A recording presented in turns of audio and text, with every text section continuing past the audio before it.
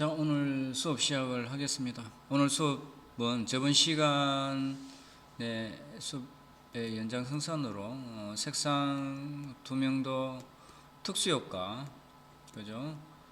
외관 검사에서 색상 투명도 특수효과 세 번째 특수효과 중에서 저번 시간에 오리엔트 진주에서 나타나는 오리엔트 효과에 대해서 설명드렸고, 이번 수업은 오팔에서만 나타나는 플레이 오브 컬러, 유색 효과에 대해서 말씀을 드릴게요. 플레이 오브 컬러 효과를 나타내는 오팔은 우리가 이제 일반적인 전자힘미경 가지고는 안 되고 조금 더 배율이 높은 힘미경으로 관찰하면 구조가 이렇게 딱 되어 있습니다. 이렇게. 여기 이제 구형 실리카라는 물질인데, 빛이 이렇게 들어가서 이렇게 들어가서 이렇게 해절할 때 빛이 해절을 하면서 구형 실리카를 통해서 해절을 하면서 빛이 반짝반짝 빨주노초 파남보 이렇게 관찰될 때도 있고, 이 빛 중에서 어떤 빛은 이 구형 실리카를 들어갔다 나왔을 때 분산되고 확산되고, 해절과 확산, 이 두 가지를 통해서 오팔의 특수효과, 유색효과가 나타난다라고 되어 있어요. 특수효과 중에서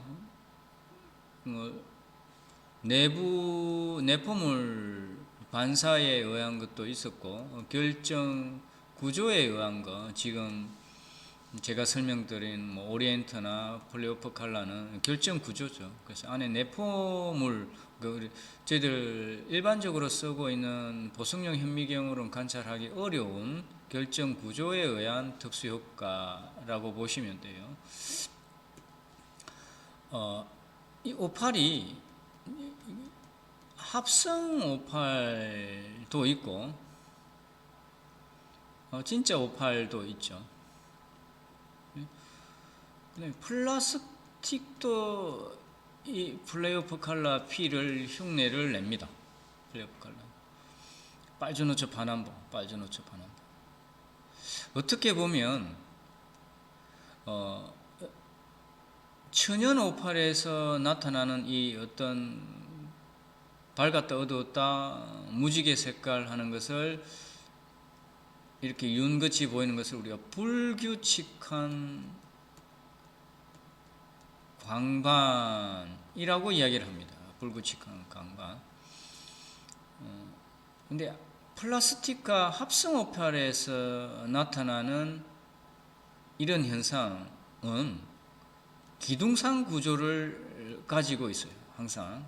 또는 벌집 구조. 또는 이 벌집 구조를 어떤 데서는 모자이크 패턴이라고도 이야기를 하고 있더구만요.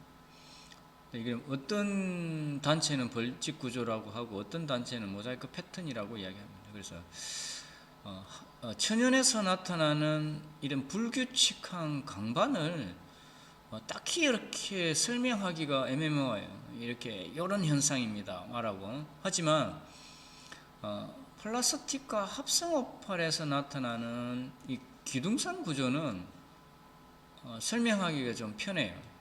예를 들어서 이런 스톤에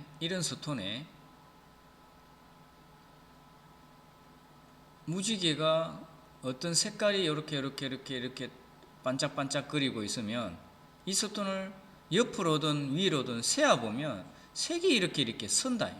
네.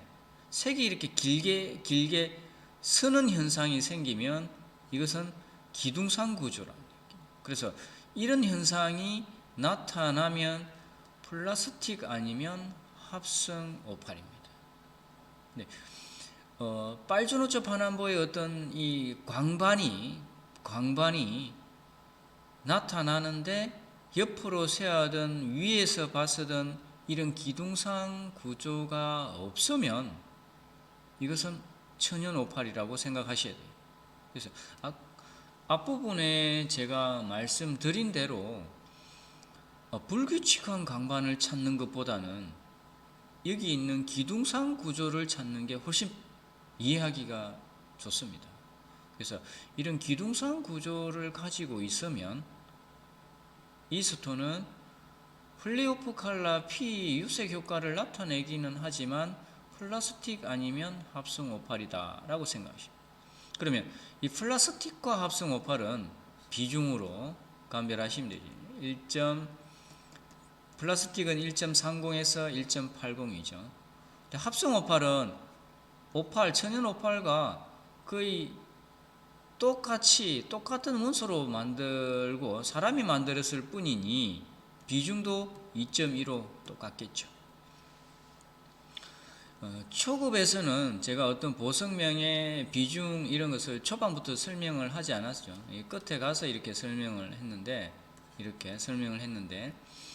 중급은 어느 정도 보석 감정을 어느 정도 접했다라고 보고 제가 바로바로 끝에 와서 보석명에서 중요한 단어일지라도 이 앞에 부분에서 설명해서 필요한 내용이라고 판단되면 제가 바로바로 설명을 드릴게요. 그래서 플레이오프 칼라 P를 설명하는 도중에서 플라스틱과 합성 오폴도 플레이오프 칼라 P 휴색 효과를 흉내내지만 기둥상 구조가 정확하게 관찰될 거다.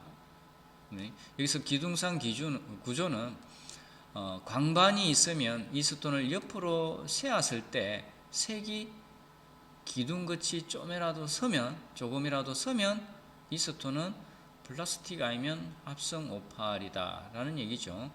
그러면 플라스틱과 합성 오팔을 구분은 비중으로 하시면 됩니다. 플라스틱은 1.30에서 1.80의 비중을 갖고 있을 것이고 합성 오팔은 오팔하고 똑같은 것이니 2.15의 비중을 가지고 있을 것이다.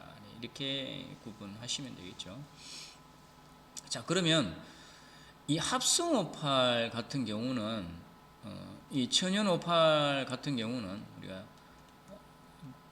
빨주노초 파남보가 있잖아요. 여기서부터 적색부터 보라색까지 전체적으로 다 보이는 스톤이 가격이 높다라고 보시면 됩니다. 그래서 어느 정도 세월이 지나거나 너무 온도가 높은 곳에서 오래 방치하면 이 색부터 차츰 없어진. 그래서 오팔 같은 경우는 수분과 연관이 있기 때문에 항상 수분에 이어서 보관을 하시든가 계속 사용을 하시면 가장 좋겠죠. 근데 장기 보관하실 때는 5일 안에 넣어서 보관을 하시든 이렇게 항상 수분에 노출이 되어 있게끔 하시면 전체적인 색을 그대로 유지를 할 수 있겠죠.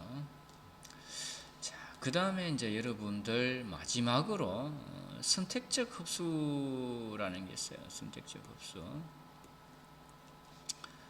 변색 효과라고도 이야기합니다. 변색 효과. 그래서 특수 효과 중에서 세 가지를 크게 나눴죠. 내포물 반사, 결정 구조, 그죠? 마지막으로 선택적 흡수입니다. 변색 효과라고도 하고, 체인지 오브 컬러, CC라고도 하고, 알렉산더 라이트 효과라고도 이야기를 합니다. 변색 효과는 어떤 현상이냐 하면 일반 태양광, 여기서 과시광선이 포함되어 있는, 여기서 과시광선이라 하면 광원 중에서 여러 번 말씀을 드리는데 700에서 400 나노미터 사이에 있는 광은, 예? 이 광은이 빨주노초 파남보입니다. 무지개에서.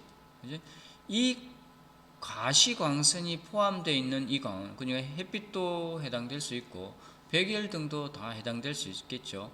이 광은에서 색상을 검사했더니 청색이나 녹색인 스톤이 단색광으로 검사를 하면, 여기서 단색광은 700에서 400 나노미터 사이에 있는 요 황색광을 이야기하는 589.3 나노미터에 있는 이 황색광만 비췄더니 즉색이나 핑크로 색이 보일 때 이 스톤의 특수 효과를 CC라고, Change of Color라고 적으시면 됩니다. 자, 여기서 한번 검사를 하다 보면 펜라이트에 빛이 들어가면, 즉색인 스톤도 빛이 들어가면 약간 핑크로 변할 수도 있거든요. 그러면 이게 핑크로 변했다고 해서 이게 다 CC는 아니에요. 왜냐하면 CC 변색 효과는 펜라이트를 비추지 않았을 때는 이미 청색이나 녹색이어야 된다. 청색이나 녹색인 스톤이 단색광을 비추면 즉색이나 핑크로 변해야 됩니다. 자, 이게 합성 알렉산더 라이트라는 스톤들 같은 경우는 확실하게 변합니다. 그래서 우리가 앞 시간에도 말씀을 드렸는데, 어떤 특수 효과를 합성 스톤이 흉내낼 때는 확실합니다. 선스톤을 인조유리가 흉내내는 골드 스톤은 구리박펜을 넣기 때문에 굉장히 반짝반짝거려요. 그렇듯이 합성 알렉산더 라이크 사파이어 같은 경우는 청색인 스톤이 펜라이트를 비추면 확실하게 적색으로 변합니다. 핑크는. 자, 그런데 천연은 제가 이렇게 관찰해 보면 이미 청색의 보라색을 약간 가지고 있기 때문에 굉장히 관찰하기가 어렵어요. 네, 어려워요. 그래서 조금 더 많은 연습이 필요해 보입니다. 다행스럽게도 천연 알렉산더 라이크 사파이어가 그렇게 구하기 쉬운 스톤은 아니라서 시험장에 잘 나올지는 모르겠지만, 확실하게 합성 알렉산더 라이크 사파이어는 적색이 확실하게 핑크로 변하고, 일단 스톤 자체가 커요. 안에 내포물도 거의 없어요. 스톤 굉장히 좋죠. 근데 이 굉장히 좋은 스톤을 시험 속으로 나올 수가 없잖아요. 이게 12,000원이라면 가격이 굉장히 많이 나가는 고가인데 이 스톤을 시험 속에 나올 수는 없잖아요. 그래서 합성은 표가 납니다. 스톤도 크고 내포물도 없이 깨끗해요. 네. 근데 확실하게 핑크나 적색으로 확실하게 변합니다. 그래서 이와 같은 특수 효과를 나타내는 스톤을 우리가 특수 효과란에 CC라고 적으시면 됩니다. CC라고. 자, 그러면 지금 외관 검사에서 색상, 투명도, 특수 효과를 이제 설명드렸잖아요. 그 다음은 이 유색 실습 용지에 보면 이 굴절율이라는 검사를 한번 재고 한번 시작을 해볼까 합니다. 자, 굴절율이라는 것은 쉽게 이야기를 한번 해봅시다. 스톤이 이렇게 있으면 빛이 이렇게 들어가서 이렇게 굴절된다. 그런데 이 굴절되는 방향이 한 방향일 때는 우리가 한 개일 때, 한 개일 때라고 이야기합시다. 단굴절이라는 명칭을 씁니다. 자, 근데 어떤 스톤은 빛이 한번 들어가서 두 갈래의 그림자가 나타납니다. 이걸 우리가 이제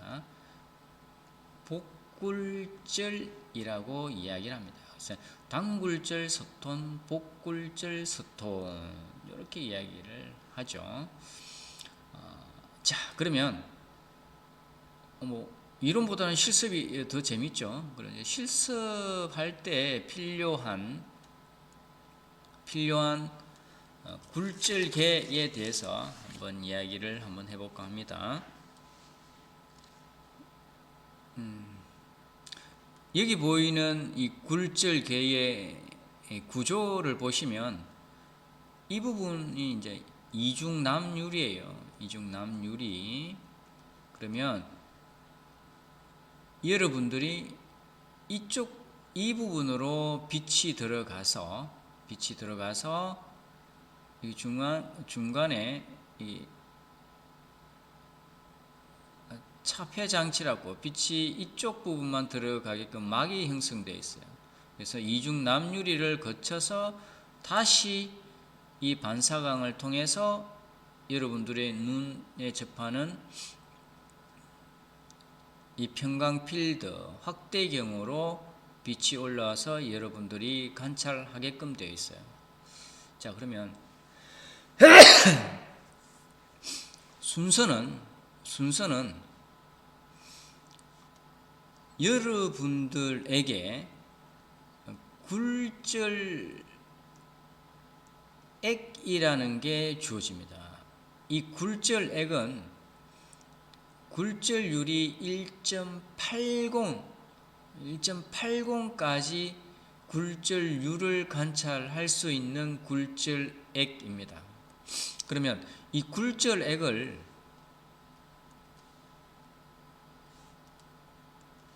옆으로 딱 봤을 때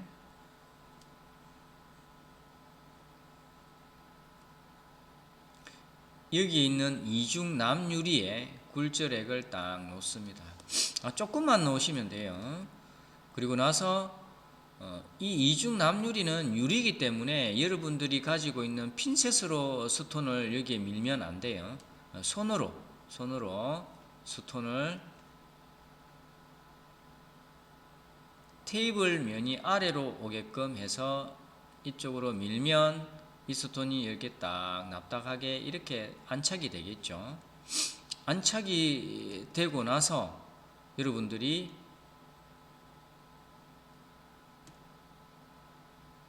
이쪽으로 관찰을 하면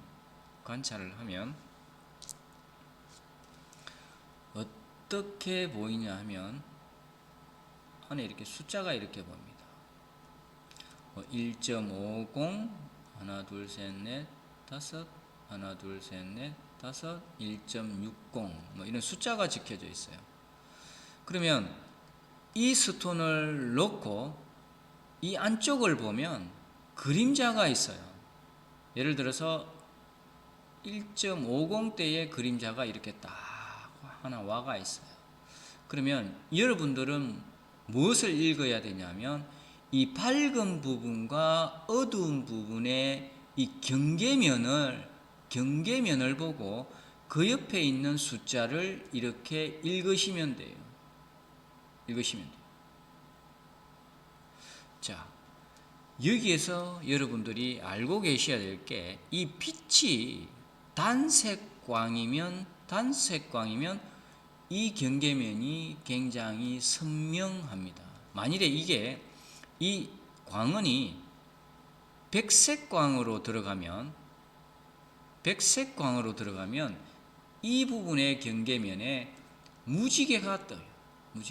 그래서 이 경계면의 숫자를 정확하게 판단하기가 어렵습니다. 그래서 빛은 반드시 단색광으로 들어가는 것이 가장 좋고, 이 부분에 있어서 여러분들이 관찰했을 때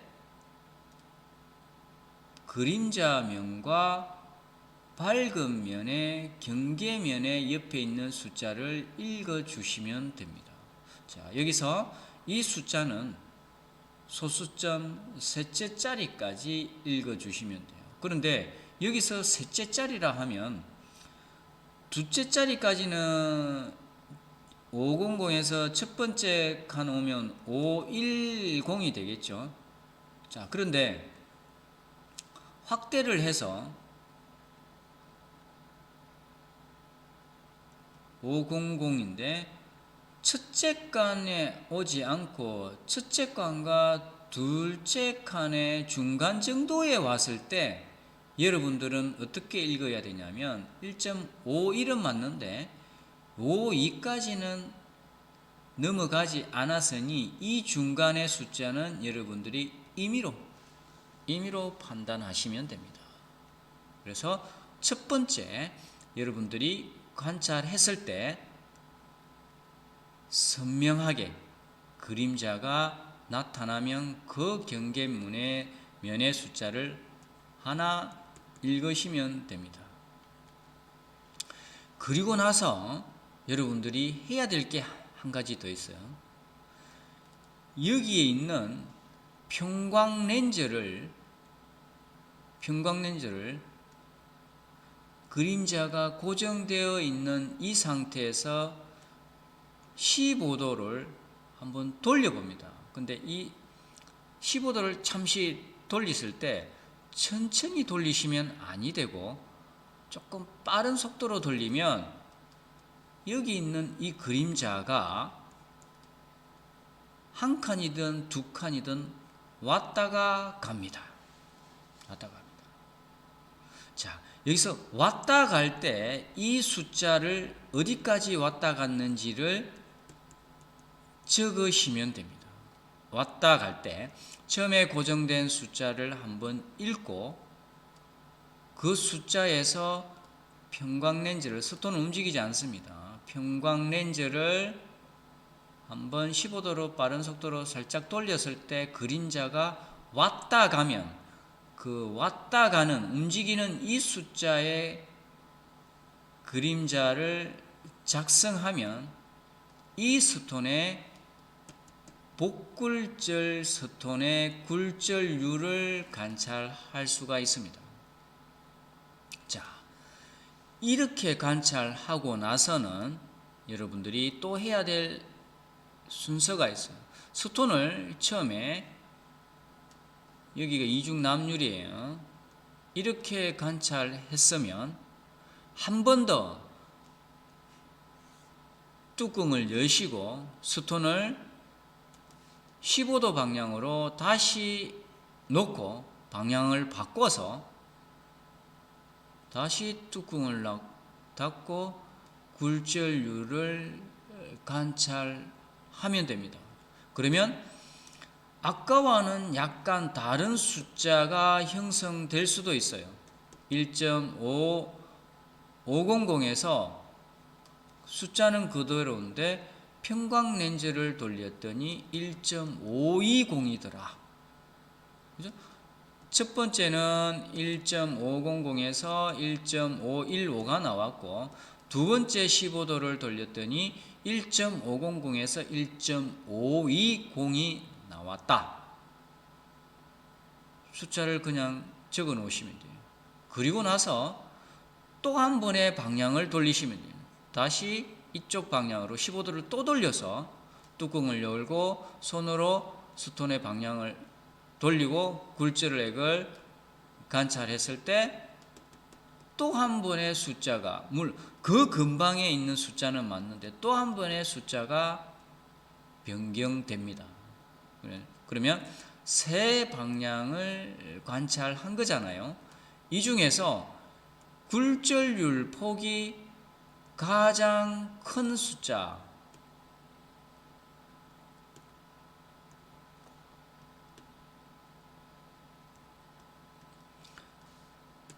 가장 큰 숫자의 이 방향의 굴절률을 여기에 적으시면 됩니다. 굴절률. 자, 그러면 이렇게 세 방향을 돌려야 여러분들이 정확한 굴절률을 관찰할 수 있습니다.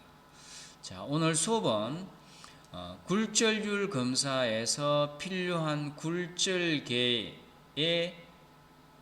도구 보는 법과 구조에 대해서 설명을 드렸고, 굴절률 볼 때 순서 어떻게 시작하는지에 대해서 일단은 간단하게 시작을 했습니다. 그러면 다음 시간에는 연달아서 굴절계 볼 때 또 주의해야 될 사항을 말씀을 드리겠습니다. 자, 오늘 수업은 여기까지.